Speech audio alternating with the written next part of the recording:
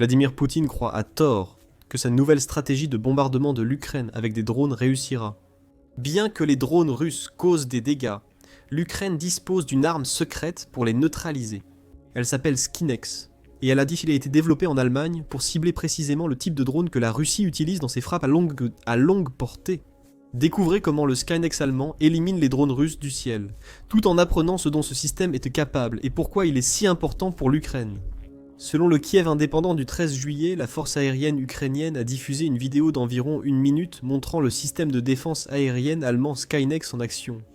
Nous ne savons que peu de détails. L'Ukraine n'a révélé ni l'emplacement du système, ni la date de tournage des images, ce qui est compréhensible. Après tout, Skinex est une arme extrêmement efficace. L'Ukraine ne veut pas risquer que la Russie ait la moindre chance de découvrir où il se trouve, sinon les forces de Poutine pourraient le cibler. Nous savons seulement ce que les images montrent. Plus d'1 minute de Skynex en train d'abattre drone après drone. La séquence commence par une prise de vue au sol du système Skynex, qui ressemble essentiellement à un énorme canon. Sur une tourelle rotative, on voit cette tourelle en action alors que le canon pivote rapidement. Puis, la séquence montre ce qui semble être l'écran d'un opérateur Skynex, affichant un réticule. On observe un drone russe volant vers le centre, qui s'écrase au sol quelques secondes plus tard. Bien que nous ne voyions pas ce Skynex tirer au début de la séquence, nous savons qu'il a atteint sa cible. L'écran de l'opérateur devient noir brièvement, probablement quand la gâchette du canon a été actionnée, avant de suivre le drone jusqu'à son crash sur le champ de bataille ukrainien. C'était le premier drone. Le deuxième suit juste après. Une fois de plus, nous voyons à l'écran un drone russe entrer dans la ligne de mire du Skynex du point de vue de l'opérateur. L'ordre est donné, la gâchette est pressée. Cette fois, pas d'atterrissage forcé. Le drone russe est pulvérisé en plein vol, explosant dans une pluie d'étincelles. Après un autre coup direct de Skynex, le numéro 3 suit, et nous commençons à voir des scènes familières. Une fois de plus, l'écran de l'opérateur montre un drone russe dans le viseur de Skynex. La gâchette est à nouveau pressée. Après un délai d'environ 1 seconde, un autre drone russe explose dans le ciel dans une énorme boule de feu. Cela garantit qu'il ne pourra jamais atteindre une ville ukrainienne. Et ainsi de suite. Le drone numéro 4 explose également dans une pluie d'étincelles et de flammes. Il en va de même pour les drones numéro 5 et 6. À maintes reprises, Skinex verrouille sa cible, tire et décime l'un des puissants drones russes. Voici Skinex en action. Il s'agit en fait d'un énorme canon à tir rapide qui arrose les drones russes de tant de projectiles qu'ils n'ont aucune chance de s'échapper. Et l'Ukraine l'adore. Le système anti-aérien Skinex de Rheinmetall, utilisé par l'armée de l'air, montre d'excellents résultats dans la destruction des drones d'attaque ennemis sans pilote. Le Kiev indépendant rapporte les propos de l'armée de l'air ukrainienne. Nous garderons l'heure et le lieu secret. Comme vous pouvez le constater sur les images, l'efficacité du canon anti-aérien automatisé de 35 mètres est très inspirante pour nos défenseurs du ciel. Inspirant est le mot juste. Alors que Poutine intensifie sa guerre de drones contre l'Ukraine, la présence de Skinex remontera considérablement le moral des troupes sur le terrain. La vidéo s'adresse aussi au peuple ukrainien. La Russie frappe peut-être l'Ukraine durement avec des centaines de drones longue portée, mais l'Ukraine dispose d'une arme capable d'arrêter ces drones nets, les réduisant à de simples carcasses en flammes qui s'écrasent au sol. Tout cela nous amène à une question. Qu'est-ce que Skynex exactement ? Le fabricant d'armes Rheinmetall fournit les détails de base. L'entreprise allemande qualifie Skinex de sa toute dernière solution de défense aérienne à courte portée. Elle précise que le système qu'elle a créé possède une architecture modulaire qui permet de l'étendre selon les besoins. Skinex n'est pas une arme en soi, mais un système de gestion de combat permettant à l'Ukraine d'intégrer capteurs, effecteurs et radars à un canon Ehrlichon Revolver, Mark III puissant. Il détecte les cibles et fournit l'interface. Mais c'est le canon massif qui inflige tous les dégâts. Army Recognition fournit plus de détails dans son analyse du système Skynex. Il qualifie le canon Ehrlichon Revolver, Mark III de cœur du Skinex. Il s'agit d'un 35 mm tirant de puissants obus programmables à explosion aérienne. C'est à la fois assez précis pour atteindre directement les menaces entrantes et capable d'exploser en plusieurs sous-munitions qui peuvent détruire toutes les autres menaces autour de la cible principale.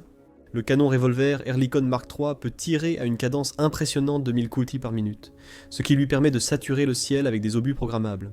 Dès qu'un drone entrant est identifié, il dispose également d'une portée solide d'environ 4000 mètres. Ce n'est pas une arme conçue pour abattre des drones à des kilomètres des cibles du drone. Selon Rheinmetall, c'est un système à courte portée servant de dernière ligne de défense contre les drones ayant franchi les autres défenses aériennes ukrainiennes. Le Skynex aperçu en Ukraine est équipé du canon Ehrlichon Revolver Mark III. Toutefois, La modularité du système est pertinente car il peut aussi être connecté au canon Oerlikon Twin. Gaz de France, 009. Trio, une menace à double canon.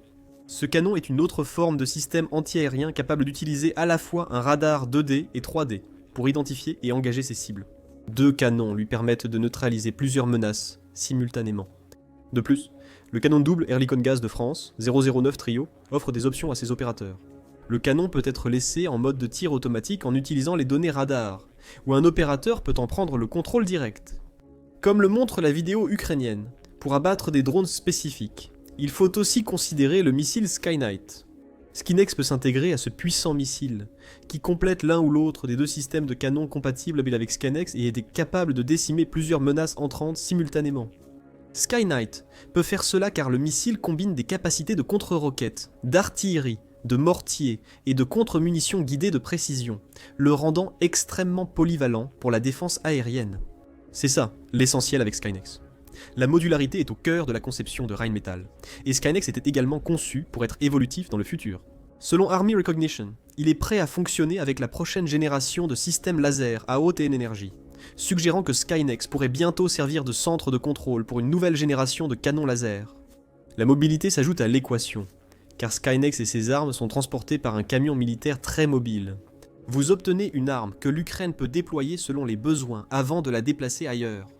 Dans son analyse vidéo du Skynex, Interesting Engineering fournit encore plus de détails. Il souligne que l'usage de canons tirant des obus programmables est idéal. Économiquement, ces obus sont plus avantageux que les systèmes guidés par missiles et résistent aux perturbations électroniques lors du lancement, d'après le média. Bon point. Malgré leur efficacité, les missiles anti-aériens restent vulnérables aux mêmes brouillages et techniques de guerre électronique qui affectent les missiles russes tirés depuis les avions. Si une menace entrante possède une technologie de brouillage, le missile pourrait échouer à l'arrêter. Un obus Advanced Hit Efficiency and Destruction tiré d'un canon connecté au Skynex en sera capable. C'est cette fiabilité face aux contre-mesures électroniques qui rend Skynex si efficace.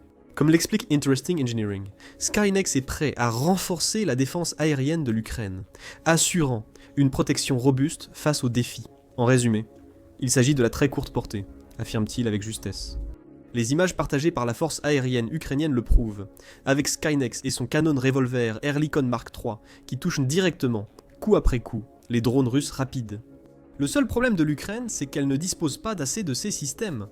Selon le Kiev indépendant, l'Allemagne n'a livré que 2 batteries Skynex à l'Ukraine jusqu'ici, d'autres pourraient en suivre.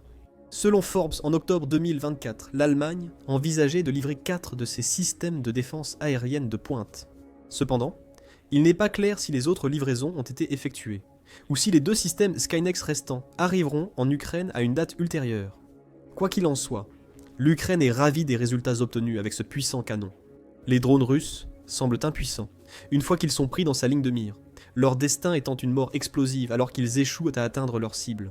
L'Allemagne prévoit d'offrir à l'Ukraine d'autres systèmes de défense aérienne en plus de Skynex. Selon le Kiev indépendant, l'Allemagne envisagerait l'achat de missiles patriotes américains à partir du 10 juillet à Wattalérimont. Le chancelier Friedrich Merz a déclaré que le pays est prêt à acheter des systèmes patriotes supplémentaires aux États-Unis pour les mettre à la disposition de l'Ukraine. Les Américains en ont besoin eux-mêmes, mais ils en ont aussi beaucoup. On ignore le montant que l'Allemagne est disposée à investir pour ces missiles et la date prévue de livraison à l'Ukraine. Néanmoins, il est évident que l'Allemagne met tout en œuvre pour renforcer la défense aérienne ukrainienne. Plus de missiles patriotes signifie que l'Ukraine peut abattre davantage de missiles russes entrants, ainsi que tout avion assez imprudent pour entrer dans la portée d'une batterie patriote ukrainienne. Et avec Skynex et ses canons associés, l'Ukraine dispose désormais d'une arme capable de décimer les drones que la Russie envoie vers ses villes et ses infrastructures critiques. Cela compte pour une raison simple. Poutine lance actuellement beaucoup de drones sur l'Ukraine. Les campagnes terrestres de la Russie vacillent au point que l'Ukraine est quasiment à l'arrêt. La grande offensive d'été que Poutine espérait lui permettre de créer une zone tampon à Soumy. Avec l'échec de cette offensive à atteindre ses objectifs, Poutine a commencé à compter plus que jamais sur l'arsenal toujours croissant de drones longue portée de la Russie. Poutine a souligné que les drones sont essentiels à la stratégie russe de 2025. Selon Forbes, la Russie prévoit de construire entre 3 et 4 millions de drones, rien qu'en 2025, ce qui la placerait presque au même niveau que la production massive de drones de l'Ukraine. La Russie va même jusqu'à enseigner à ses enfants comment construire et piloter des drones. Un rapport du 22 juin de Radio Free Europe a révélé que l'un des plus grands fabricants de drones de Russie estime: il y a une telle demande pour les véhicules aériens sans pilote que ce projet d'enseignement était inévitable. Lancé l'année dernière et affublé du nom peu inspirant de systèmes aériens sans pilote, le programme est conçu comme un outil de promotion pour attirer les lycéens vers les secteurs de la fabrication et du pilotage de drones. La Russie prévoit que le projet se poursuive au moins jusqu'en 2030 et a même élaboré un manuel qui est distribué aux élèves. Composé de 6 chapitres, le livre aborde tout, des bases du pilotage d'un drone au parcours professionnel que l'élève peut suivre pour entrer dans l'industrie des drones. Mikhail Lutsky, qui dirige le secteur des projets éducatifs chez le principal fabricant russe de drones Geoscan Group, explique pourquoi tout cela se produit. Selon lui, l'industrie des drones devrait impliquer 1 million de personnes d'ici 2030. Des ingénieurs, concepteurs et technologues sont nécessaires pour maximiser les volumes et l'échelle de production. Poutine voit maintenant ces drones comme la clé de la victoire de la Russie dans la guerre qu'il a initiée, et les chiffres le confirment. Pendant l'été, la Russie a établi plusieurs fois un nouveau record du nombre de drones lancés contre l'Ukraine. Dans la nuit du 8 au 9 juillet, elle a lancé une salve de 741 engins aériens contre l'Ukraine, rapporte Euronews, dont 728 étaient des drones de type Shahed. Le reste comprenait des missiles Iskander et Kinzhal. La plupart des drones tirés sur Lutsk, dans l'ouest de l'Ukraine, ont été abattus par les forces ukrainiennes. Elle en a abattu 296 tout en détournant 415 autres grâce à des techniques de brouillage. L'attaque a forcé la Pologne à faire décoller ses avions de chasse, Lutsk étant à moins de 100 km de sa frontière. Nous observons ici la stratégie estivale de Poutine contre l'Ukraine. Inonder les défenses aériennes ukrainiennes avec des centaines de drones et de missiles. La chaîne australienne, Australian Broadcasting Corporation News, examine encore plus en profondeur les chiffres dans son reportage sur la frappe du 7 juillet. Elle mentionne que cette attaque a surpassé le précédent record russe de juillet, avec 550 drones en un jour, en l'augmentant de 34%. Mais ce qui est bien plus inquiétant du point de vue ukrainien, c'est la tendance des frappes de drones russes en Ukraine. Le média a partagé un graphique montrant le nombre de drones que la Russie a lancés contre l'Ukraine chaque mois, entre juillet 2024 et juillet 2025. En juillet 2024, la Russie a tiré seulement 423 drones sur l'Ukraine, un nombre relativement faible pour tout le mois. C'est à peine plus de la moitié des 728 drones qu'elle a lancés en une seule journée, le 7 juillet. Depuis, la tendance étant généralement à la hausse. Les chiffres ont continué d'augmenter. En 2024, la Russie ayant lancé 807 drones en août, 1309 en septembre, 1889 en octobre, 2434 en novembre, avant de connaître enfin un léger répit en décembre, en envoyant 2161. En 2025, les chiffres ont encore explosé. 2700, un drone, ont été envoyés en direction de l'Ukraine en janvier. En février, la Russie a franchi la barre des 3000 en lançant 3902 drones. En avril, la Russie a lancé 2476 drones, suivis de plus de 4000 drones en mars et en mai. Et le mois de juin a vu un chiffre impressionnant de 5438 drones. Entre le 1er et le 10 juillet, la Russie avait lancé 2501 drones contre l'Ukraine. Si elle maintient ce rythme, elle atteindra environ 7500 drones d'ici la fin du mois. Une saturation de drones à grande échelle est observée, comme souligné par le Centre d'études stratégiques et internationales en mai, en disant que ce que fait la Russie en 2025 fait partie d'une soi-disant stratégie de punition qu'elle utilise pour mettre l'Ukraine en difficulté lors de toute négociation de paix. L'idée est simplement de bombarder l'Ukraine avec des milliers de drones lors de blitz quasi quotidiens, submergeant les défenses aériennes du pays et causant d'innombrables dégâts aux villes ukrainiennes. C'est une stratégie à faible coût, chaque drone russe coûtant entre 20 000 et 50 000 $ à fabriquer. C'est aussi une stratégie pour laquelle la Russie peut tolérer de lourdes pertes. L'Ukraine réussit à détruire ou neutraliser la plupart des drones envoyés par Poutine lors de ses frappes, mais certains passent quand même. Et à chaque frappe, l'Ukraine épuise ses missiles intercepteurs et des munitions similaires en essayant d'empêcher Poutine de mener la guerre à sa façon. Malgré cela, le Conseil de l'Atlantique se sent assez confiant pour affirmer que la Russie est en passe de remporter la guerre des drones contre l'Ukraine. Du moins pour l'aspect longue portée. Il a fait cette déclaration dans un article du 8 juillet, notant que ce changement dans cet aspect de la guerre provient d'une combinaison entre l'augmentation de la production par la Russie et l'introduction de nouveaux modèles, comprenant des améliorations technologiques, rendant ces drones encore plus dangereux. Pour revenir à Skynex, Interesting Engineering a souligné que ces canons utilisent des munitions nettement moins coûteuses que les missiles habituellement employés par l'Ukraine pour intercepter les drones russes. Cela en fait un élément clé pour contrer la nouvelle stratégie de saturation par drone de Poutine. Chaque Skynex permet à l'Ukraine de tirer rapidement sur des hordes de drones, avec jusqu'à 1000 coups par minute, en abattant ceux qui semblent prêts à frapper une cible clé. Le problème est que l'Ukraine en manque. Les 2 systèmes Skynex qu'elle possède ne suffisent pas à couvrir tout le pays. Il en sera de même si et quand l'Ukraine recevra les 4 systèmes que l'Allemagne lui a promis. Cela reste néanmoins une arme précieuse qui aide l'Ukraine à contrer la stratégie de saturation de la Russie voulue par Vladimir Poutine.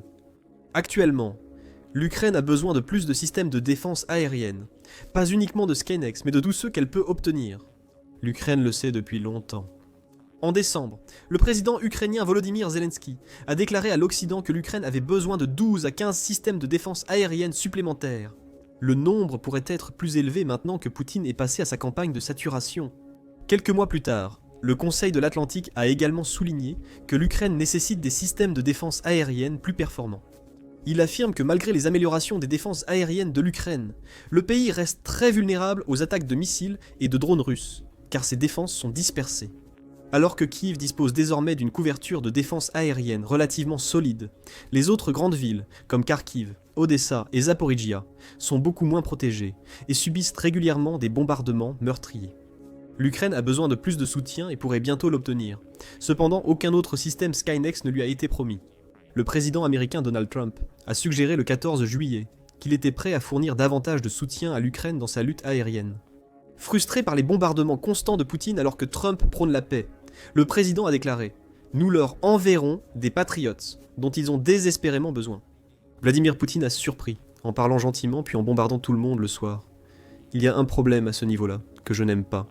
Bien que Trump n'ait pas précisé le nombre de Patriots que les États-Unis enverront à l'Ukraine, il promet au moins quelque chose, ce qui est énorme pour Volodymyr Zelensky. Cette promesse survient peu après la suspension temporaire par les États-Unis de l'aide militaire à l'Ukraine, en raison d'inquiétudes sur leur propre stock. Si Trump tient parole et que l'Allemagne respecte sa promesse d'acheter plus de missiles Patriot aux États-Unis, l'Ukraine a la possibilité de déployer une défense aérienne pour contrer la saturation de drones de Poutine. Les Patriots élimineront les cibles à longue portée telles que les missiles balistiques russes et d'autres objectifs importants. Le brouillage électronique et d'autres défenses aériennes neutraliseront autant de drones que possible à l'approche des villes ukrainiennes. Et ensuite, il y aura Skynex. Avec ses canons, cette arme est idéale pour l'Ukraine pour abattre les drones qui réussissent à passer à travers les défenses aériennes de plus en plus avancées du pays. Les images partagées par l'Ukraine prouvent que Skynex est une machine à détruire les drones, et l'Ukraine espérera obtenir davantage de ces systèmes le plus tôt possible. Skynex n'est qu'un des nombreux outils que l'Ukraine utilise pour se défendre contre la Russie et infliger d'énormes pertes aux forces de Poutine. Dans une vidéo récente, nous avons présenté 7 des armes les plus meurtrières que l'Occident a fournies pour le moment à l'Ukraine, lui permettant de mettre la Russie à genoux. Visionnez dès maintenant cette vidéo et abonnez-vous à l'émission militaire pour les dernières actualités sur la défense aérienne ukrainienne. Merci de votre fidélité.